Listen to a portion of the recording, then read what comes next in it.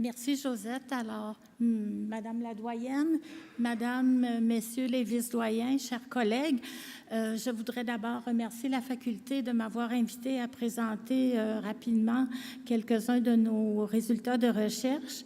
Alors, depuis plusieurs années, mon équipe s'intéresse aux récepteurs couplés aux protéines G. Et ça, non, je voulais juste pointer, mais c'est pas grave. Oui, mais c'est pas visible, c'est juste ça. Alors, c'est pas grave. Alors, je disais donc que mon équipe était intéressée depuis fort longtemps au domaine des récepteurs couplés aux protéines G, plus particulièrement aux récepteurs du facteur de libération de l'hormone de croissance, parce que c'est un récepteur qui est essentiel pour la fonction somatotrophe et le maintien de la masse musculaire et le taux faible d'adiposité. Donc, deux choses assez importantes. Et bien sûr, dans un contexte de vieillissement, alors nous sommes aussi intéressés aux récepteurs glutamatergiques. Puis, on a fait une découverte un petit peu fortuite dont je vous parlerai brièvement, à savoir le récepteur rénal du facteur de libération de l'hormone de croissance. Alors, nous avons utilisé deux modèles de vieillissement réussi pour regarder quels sont les mécanismes importants ou les cibles importantes qui peuvent favoriser un vieillissement réussi. Et bien sûr, nous avons été les premiers à montrer que la dérégulation des niveaux de transcrit du récepteur du facteur de libération de l'hormone de croissance, je vais dire GHRH pour les prochaines fois parce que c'est un peu long, sont un élément clé dans le déclenchement de la somatopause et la dysfonction de la cellule somatotrope. Nous avons un autre exemple ici à droite, excusez-moi. Bon, voilà. Alors, nous avons un autre exemple ici à droite où nous montrons que chez les rats jeunes et chez les rats âgés, c'est complètement différent lorsque nous stimulons les cellules de ces animaux-là en culture avec le GHRH et dans des conditions normales ou de glucotoxicité. Pourquoi nous intéressons-nous à la glucotoxicité? C'est on a, au cours du vieillissement, plusieurs situations où nous avons une glucotoxicité augmentée et ça a un effet important sur la fonction somatotrophe. Donc, c'est une piste intéressante à regarder pour le maintien de la fonction somatotrophe. Alors, ce qu'on remarque, encore une fois, comme tantôt, la restriction calorique a des effets bénéfiques et permet ici d'avoir une synthèse et une réparation d'ADN très importante, comme dans les animaux, les cellules d'animaux jeunes. Et ceci, c'est dans un contexte hostile de stress oxydant. Alors, maintenant, je vais vous parler rapidement de notre autre modèle, le RALU. Alors, le RALU, c'est un modèle qui n'est pas commercialement disponible.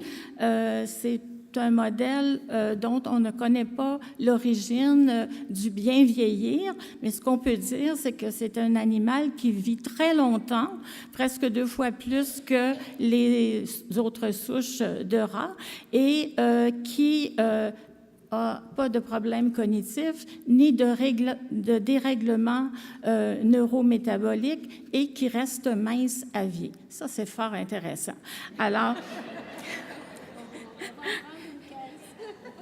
Alors, donc, je ne vous parlerai pas de la minceur aujourd'hui, mais vous pouvez quand même regarder. Alors, en haut à droite, on a un rat loup mâle et femelle qui sont jeunes et donc tout mince. Il reste comme ça jusqu'à 39-42 mois.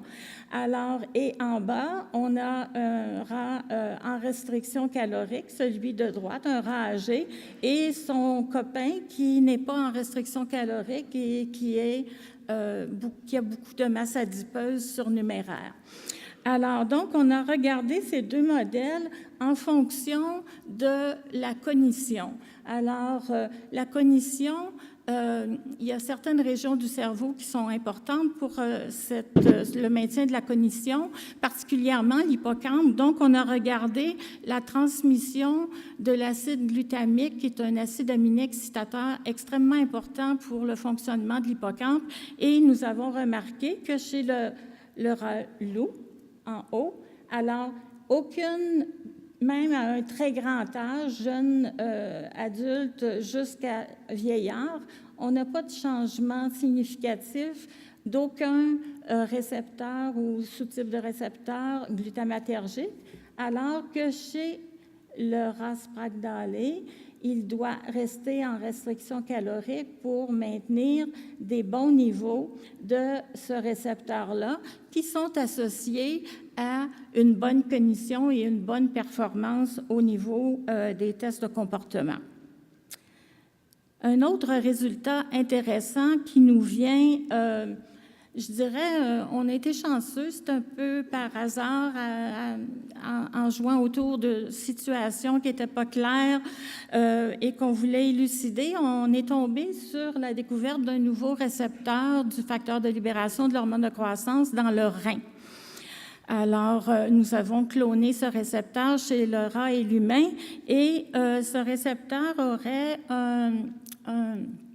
un rôle, après toutes les expériences qu'on a faites, on peut postuler qu'il a un rôle probablement important au niveau de la protection rénale et surtout dans des situations de stress oxydant, comme la diète riche en sel de table. Donc, c'est un modèle pro-oxydant et on voit que effectivement, quand on traite les animaux en même temps avec du facteur de libération de l'hormone de croissance, on a une augmentation de la synthèse et réparation d'ADN dans la mitochondrie et dans le noyau. Donc, probablement une bonne piste pour une protection rénale dans des conditions de stress oxydant élevé. Nous voulions nous rapprocher davantage de la clinique et donc avons regardé un modèle d'ischémie-reperfusion qui mime un peu l'insuffisance rénale aiguë et qui ressemble aussi à des conditions de transplantation.